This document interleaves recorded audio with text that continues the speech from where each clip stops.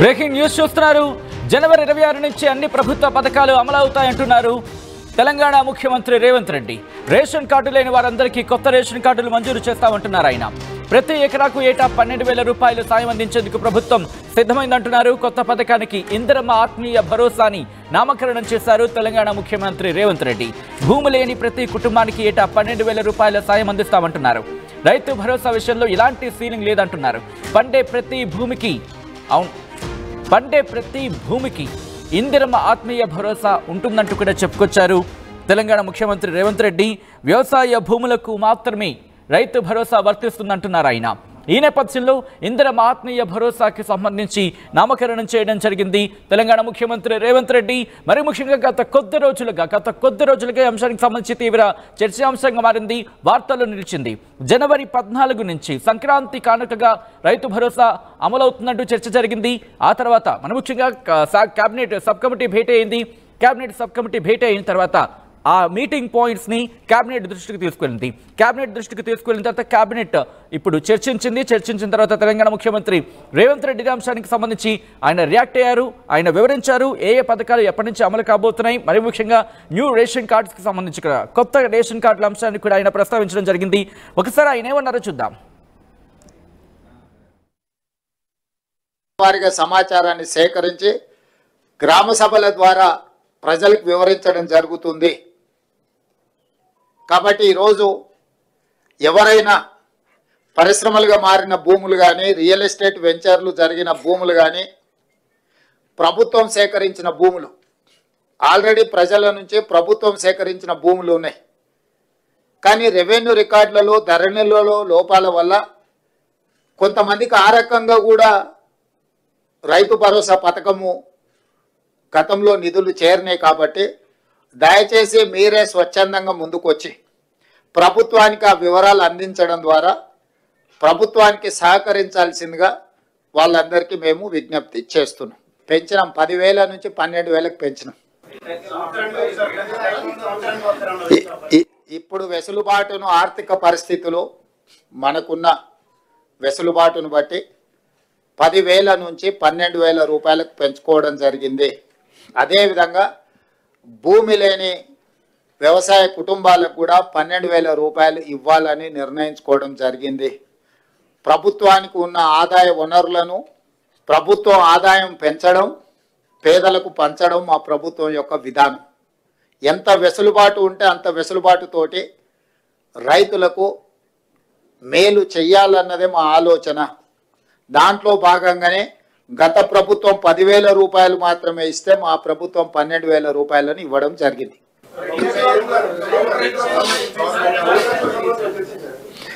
ఆ విషయాల మీద గతంలో చాలా చర్చలు జరిగినాయి.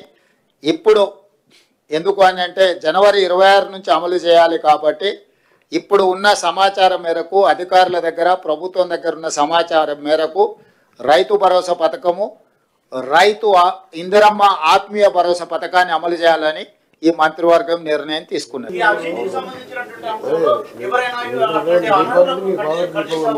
ఇప్పుడు గతంలో ఏం జరిగిందో దాని వెనక్కి వెళ్తే కేసీఆర్ కుటుంబము 1000 సంవత్సరాలు జైలు శిక్ష అనుభవించాల్సి వస్తుంది.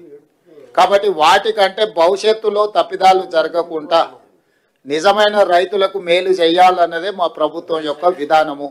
కాబట్టి ఈరోజు ఒక మంచి నిర్ణయం ఈ మంత్రివర్గ సమావేశంలో తీసుకున్నాం. కాబట్టి మీడియా మిత్రులకు కూడా నా సూచన, అనవసరమైన అంశాలు, అనవసరమైన వివాదాలకు తావియ్యకండి. స్పష్టంగా మళ్ళీ నేను చెప్తున్నా, వ్యవసాయ యోగ్యమైన ప్రతి ఎకరాకు రైతు భరోసా వస్తుంది. ప్రతి ఎకరాకు సంవత్సరానికి 12,000 రూపాయలు ఇవ్వడం జరుగుతుంది. భూమి లేని వ్యవసాయ రైతు కుటుంబాలకు సంవత్సరానికి 12,000 రూపాయలు నగదు ఇవ్వడం జరుగుతుంది. ఆ పథకం పేరు ఇందిరమ్మ ఆత్మీయ భరోసా. రేషన్ కార్డులు జనవరి 26 నుంచి రేషన్ కార్డులు లేని వాళ్లకు రేషన్ కార్డులు ఇవ్వడం జరుగుతుంది. 3 అంశాల మీద ఈ మంత్రివర్గంలో సానుకూలమైన, ప్రజలకు ప్రయోజనం చేకూర్చే నిర్ణయాలు తీసుకున్నాము. మీడియా మిత్రులు ఈ 3 అంశాలను ప్రజలకు చేరవేయాల్సిందిగా కోరుకుంటూ మీ అందరి దగ్గర సెలవు తీసుకుంటున్నాను. రైట్, అది తెలంగాణ ముఖ్యమంత్రి రేవంత్ రెడ్డి రైతు భరోసా అంశానికి సంబంధించి చేసిన కీలక ప్రకటన. మా ప్రతినిధి మధు అప్డేట్స్ అందించేందుకు సిద్ధంగా ఉన్నారు. మధు, ఎన్నో రోజుల నుంచి రైతులు రెండు కళ్లతో ఆతృతగా ఎదురు చూస్తున్న రోజు ఇది. మరి ముఖ్యంగా రైతు భరోసాకి సంబంధించి ఇంప్లిమెంటేషన్ ఎప్పుడెప్పుడు అంటే ఎదురు చూస్తున్న సిచ్యువేషన్ అనే చెప్పుకోవాలి. ఇటువంటి నేపథ్యంలో జనవరి 26 నుంచి రైతు భరోసాను ఇంప్లిమెంట్ చేస్తూ ఉంటే ప్రభుత్వం చెప్పడం, మరి ముఖ్యంగా దీన్ని ఎలా చూడాలి, ఎటువంటి రియాక్షన్స్ వస్తున్నాయి? ముందుగా ఎగ్జాక్ట్లీ క్యాబినెట్ సుదీర్ఘ భేటీ తర్వాత బ్రీఫింగ్ ముఖ్యమంత్రి ఇచ్చారు.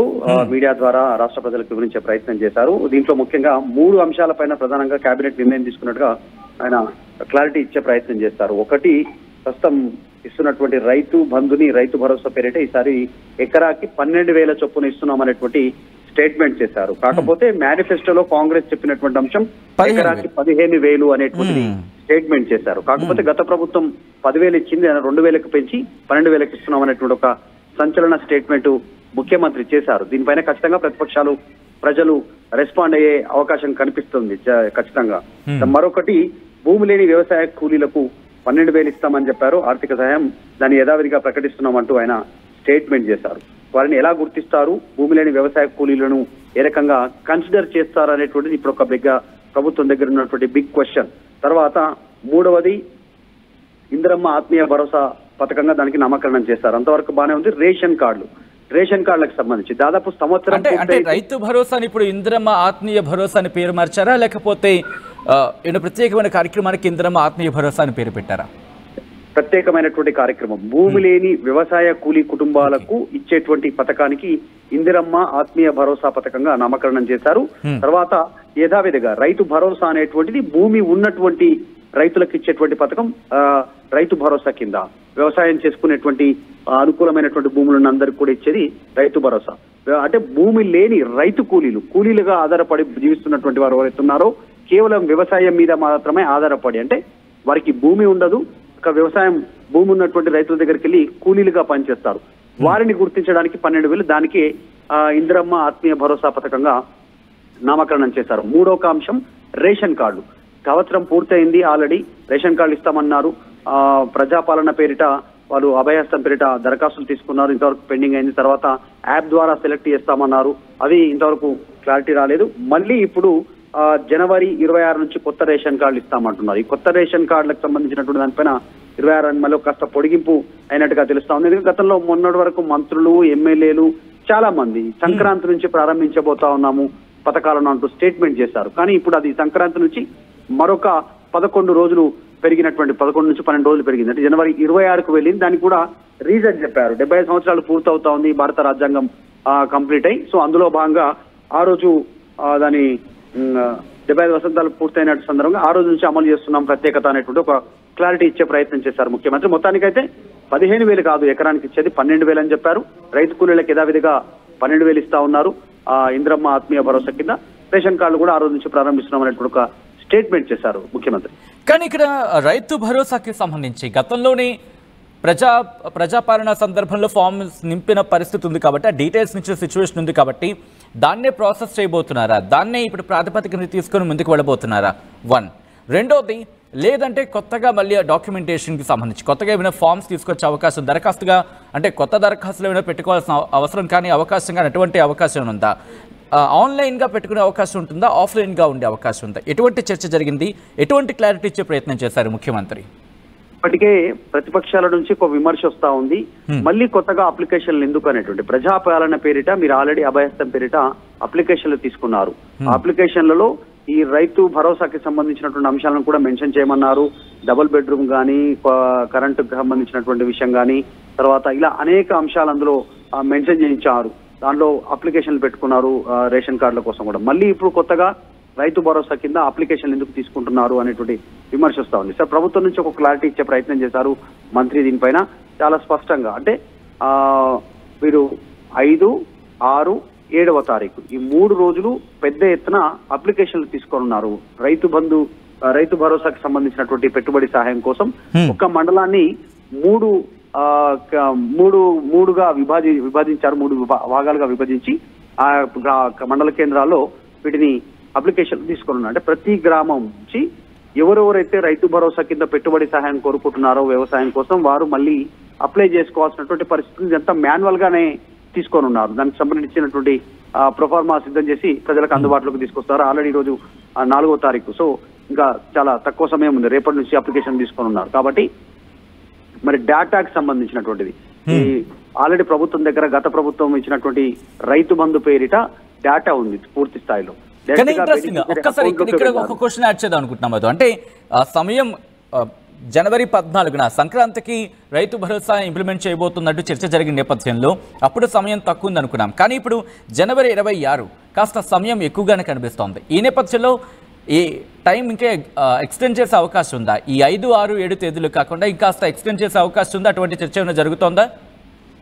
ఎగ్జాక్ట్లీ, ఎస్, నిజంగానే. ఎందుకంటే గతంలో ఆల్రెడీ ప్రకటన వచ్చింది కాబట్టి ఇప్పుడు మరి మన ఎక్స్టెండ్ చేసే అవకాశం ఉందా అనేటువంటి దానికి ముఖ్యమంత్రి అంటే ఈ మీడియా సమావేశం ద్వారా క్లారిటీ ఇవ్వలేదు. మేబీ మరి తర్వాత సంబంధిత మంత్రులు ఎవరైనా దీనిపైన క్లారిటీ ఇచ్చే అవకాశం ఉండొచ్చు. ప్రస్తుతానికి మాత్రం వాళ్ళు చెప్పినటువంటి డేట్లు 5వ తారీఖు, 6వ తారీఖు, 7వ తారీఖు జనవరి, అంటే ఇదే నెల, రేపటి నుండే దీనికి సంబంధించినటువంటి దానిపైన మరి ఎలాంటి నిర్ణయం ఉంటుందో చూడాలి. ఆల్రెడీ జనవరి 26 అంటున్నారు ముఖ్యమంత్రి, చాలా స్పష్టంగా చెప్పారు. కాబట్టి మన టైం ఎక్స్టెండ్ చేసేటువంటి అవకాశం కూడా ఉండొచ్చు. ప్రస్తుతానికైతే దీనిపైన ఇంకా క్లారిటీ రాలేదు. అంటే అంత టైం ఎక్స్టెన్షన్ తీసుకోవడానికి కారణం ఏమై ఉండొచ్చు? ఎందుకంటే ఇంకా ప్రజల నుంచి విజ్ఞప్తులు వచ్చే అవకాశం ఉంటుంది, లేకపోతే కార్యక్రమానికి సంబంధించి ఎగ్జిక్యూషన్ అయ్యే సందర్భంలో కావచ్చు, లేకపోతే వాళ్ళ నుంచి దరఖాస్తులు తీసుకునే సందర్భంలో కావచ్చు, కొన్ని కంప్లైంట్స్, కొన్ని రిక్వెజిషన్స్, అంటే కొన్ని కంప్లైంట్లు కావచ్చు, లేకపోతే కొన్ని విజ్ఞప్తులు వచ్చే అవకాశం ఉంటుంది. వాటిని కూడా పరిగణలోకి తీసుకునే ఆలోచనలో ప్రభుత్వం ఉందనుకోవాలా? లేకపోతే ముఖ్యమంత్రి అన్నట్లుగా ఆ అంశానికి సంబంధించి ఎగ్జిక్యూషన్కి వెళ్తున్న సందర్భం ఉందనుకోవాలా? ఎలా చూడాలి? ఎటువంటి చర్చ జరుగుతోంది? అంటే ఎక్స్టెన్షన్ గురించి క్లారిటీ రాలేదు. కానీ ఎందుకంటే ప్రభుత్వం దగ్గర ఆల్రెడీ డేటా ఉంది. గత ప్రభుత్వము అమలు చేసినటువంటి రైతు బంధు పథకానికి సంబంధించినటువంటిది ఒకవేళ దాంట్లో నుంచి కొంతమందిని ఎక్స్క్లూడ్ చేయాలంటే బయటికి వాటిని వాళ్ళకు ఇవ్వద్దు అనుకుంటే దాంట్లో రైతు భరోసా కింద మైనింగ్, కొండలు, గుట్టలు, రియల్ ఎస్టేటు, వెంచర్లు, రహదారులు, నివాస సముదాయాలు ఉన్నటువంటి ఆల్రెడీ, తర్వాత పారిశ్రామిక వాణిజ్య అవసరాల కోసం ఉపయోగించేటువంటి భూములు, ఇలా నాలా కన్వర్టెడ్ భూములు, వివిధ ప్రాజెక్టులకు ప్రభుత్వం సేకరించినటువంటి భూములకు రైతు భరోసా వర్తించదంటూ ముఖ్యమంత్రి క్లారిటీ ఇచ్చారు. ఇంతవరకు బాగానే ఉంది. వీరిని ఎక్స్క్లూడ్ చేస్తే అయిపోతుంది. ఇక్కడ ఆయనకు ఒక మాట అనడం జరిగింది, కొంతమంది స్వచ్ఛందంగా వచ్చి వాటిని విడిచిపెట్టుకోవాలి, ఎందుకంటే కాస్త క్లారిటీ అనేది ఇక్కడ మిస్ అవుతుందనే ఒక భావనలో ఆయన మాట అన్నారు అనుకోవాలా? లేకపోతే అటువంటి సిచ్యువేషన్స్ ఏమైనా కనిపిస్తుంది? ఎందుకంటే కొన్ని ట్రాన్స్ఫర్మేషన్, మార్పు విషయంలో కావచ్చు, లేకపోతే బదలాయింపు విషయంలో కావచ్చు, ఎగ్జాక్ట్గా బదలాయింపుల్లో ఏమైనా ఇంకా క్లారిటీ లేదనుకోవాలి. అటువంటి సిచ్యువేషన్ ఏమైనా ఉందా? ఎందుకంటే కొన్ని సందర్భాల్లో ఆయన అన్నారు స్వచ్ఛందంగా ముందుకొచ్చి కొంతమంది వాటిని మినహాయించుకోవాలంటూ కూడా. సో ఏ సందర్భంగా భావించాలి ఇది? చిన్న దీంట్లో చిన్న డీటెయిల్స్ లోకి వెళ్తే చిన్న అంశము, గత ప్రభుత్వంలో ఇచ్చినటువంటి రైతు బంధు ఏదైతే ఉందో ఆ రైతు బంధు కోసం ప్రత్యేకంగా అప్లై చేసుకున్నటువంటి సంఘటనలు మనం లాస్ట్ చాలా తక్కువ చూసాం. మాకు రైతు బంధు రావట్లేదు అనేటువంటి, ఎందుకంటే ఎవరిపైన వ్యవసాయ భూమి అంటూ రికార్డుల్లో ఉంటుందో వారందరికీ రైతు బంధు అకౌంట్ లో పడింది. సో వాళ్ళంతకు వాళ్ళే ఇప్పుడు బయటకు వచ్చి మాది వ్యవసాయ భూమి కాదు, అంటే రాళ్ళు, గుట్టలు, చెలకలు, వ్యవసాయానికి పనికిరాని భూమి ఉంది, అయినా మాకు రైతు బంధు పడింది అని ఇప్పుడు వచ్చి ప్రత్యేకంగా చెప్పే పరిస్థితులు గ్రౌండ్ లో లేవు వాస్తవంగా చూస్తే. ఎందుకంటే వాళ్ళు గత ప్రభుత్వంలో అప్లై చేసుకోలేదు, మాకు ఇవ్వాలి, మాది వ్యవసాయానికి అనుకూలమైన భూమి కాదు, అయినా మాకు ఇవ్వాలి అనేటువంటిది వాళ్ళు అప్లై చేసుకోలేదు. సో అట్లాంటి సందర్భంలో వాళ్ళంతకు వాళ్ళు వచ్చి ఈ వివరాలు ఇచ్చేటువంటి పరిస్థితి క్షేత్రస్థాయిలో జనరల్ గా రియాలిటీగా మాట్లాడుకుంటే రియల్ గ్రౌండ్ లో లేదు వాస్తవానికి, ముఖ్యమంత్రి చెప్పినట్టుగా కూడా. కానీ ఆయన సూచన చేశారు. కానీ ఎంతవరకు వస్తారు నిజంగా అట్లా మాకు రైతు బంధు అవసరం లేదు, మాది వ్యవసాయం చేయట్లేదు, గుట్టలు పెద్ద పెద్ద పోడు పొలాలు ఉన్నాయి, మాకు అవసరం లేదు, రియల్ ఎస్టేట్ వెంచర్లు కింద కూడా ఉన్నా మాకు పడింది, ఈసారి మాకు వద్దు అని వచ్చే వాళ్ళు ఎంతమంది ఉంటారో అది బిగ్ క్వశ్చనే ప్రభుత్వం ముందు. కానీ ఇప్పుడు అసలు ప్రభుత్వం వాళ్ళకి ఇవ్వద్దు అనుకుంటే ఇవ్వకుండా గుర్తించే అవకాశం ఉంటుంది. గ్రామ స్థాయిలో ఒక గ్రామంలో ఇంతకుముందుకు మనం మాట్లాడుకున్నట్టు గతంలో ఆర్టీవీ వివరించే ప్రయత్నం చేసినట్టుగా ఒక గ్రామంలో దాదాపుగా 3,000 నుంచి 3,500, 4,000 పెద్ద గ్రామాలు అయితే జనాభా ఉన్నటువంటి పరిస్థితి, అంతకుమించి పెద్దగా లేవు. ఇంకా దాదాపు 2,000, 2,500 లోపలనే ఉన్నటువంటి గ్రామాలు, ఇంకా చిన్న గ్రామాలు ఉన్నాయి, 100ల సంఖ్యలో ఉన్న జనాభా ఉన్న గ్రామాలు కూడా ఉన్నాయి, 100ల సంఖ్యలో 800, 900 ఉన్నటువంటి గ్రామాలు కూడా ఉన్నాయి. సో అక్కడ వ్యవసాయం పండించేటువంటి ప్రతి వ్యవసాయ అనుకూలమైనటువంటి భూమికి రైతు బంధు ఇస్తామంటారు, రైతు భరోసా ఇస్తామంటున్నారు. ఐడెంటిఫై చేయడం చాలా ఈజీ అక్కడ ప్రభుత్వం గ్రామ స్థాయిలో, ఇది వ్యవసాయ భూమా కాదా అనేటువంటిది గుర్తించడం. దీనికి పెద్దగా ఇంత కసరత్తు చేయాల్సిన అవసరం లేదు, మళ్ళీ అప్లికేషన్లు తీసుకోవాల్సిన అవసరం లేదు అనేటువంటి చర్చ ఉంది క్షేత్రస్థాయిలో. ఆల్రెడీ ప్రతిపక్షాలు కూడా ఇదే బిగ్ క్వశ్చన్ రైజ్ చేస్తా ఉన్నాయి. ప్రభుత్వం దగ్గర కూడా డేటా ఉంది, బ్యాంక్ అకౌంట్ తో అనుసంధానం అయి ఉన్నాయి బ్యాంక్ రైతులకు సంబంధించినటువంటి భూములన్నీ కూడా, పాస్బుక్లు అన్ని డీటెయిల్స్. కాబట్టి ఇంత పెద్దగా మళ్ళీ అప్లికేషన్ తీసుకోవాల్సినటువంటి అవసరం లేదు, ఎందుకు చేస్తుందో అనేటువంటి క్వశ్చన్ అయితే రైజ్ అవుతా ఉంది. క్షేత్రస్థాయిలో ఒక క్లారిటీ లేదు. ప్రతిపక్షాలేమో రైతు భరోసా కింద కట్ చేయనున్నారు, చాలా మందికి కటింగ్ చేయనున్నారు, వాళ్ళని రైతు భరోసా కింద వారికి నిధులు ఇచ్చే అవకాశం లేదు అనేటువంటిది వాళ్ళు విమర్శలు చేస్తూ ఉన్నారు. కానీ ముఖ్యమంత్రి మాత్రం ఒక క్లారిటీ అయితే ఇచ్చారు. 26వ తారీఖు నుంచి దీనికి సంబంధించినటువంటి ఈ 3 పథకాలు అమలు కానున్నాయనేటువంటి ఒక క్లారిటీ ఇచ్చారు. రైట్ మాధవ్, ఒక్కసారి మీరు లైన్లో ఉండే ప్రయత్నం చేయండి. బ్రేకింగ్ న్యూస్ చూస్తున్నారు. తెలంగాణ ముఖ్యమంత్రి రేవంత్ రెడ్డి కీలకమైన వ్యాఖ్యలు చేశారు. మరి ముఖ్యంగా కొద్దిసేపటి క్రితం ఆయన ప్రెస్ మీట్ నిర్వహించారు. జనవరి 26 నుంచి అన్ని ప్రభుత్వ పథకాలు అమలవుతాయంటున్నారు ఆయన. రేషన్ కార్డు లేని వారందరికీ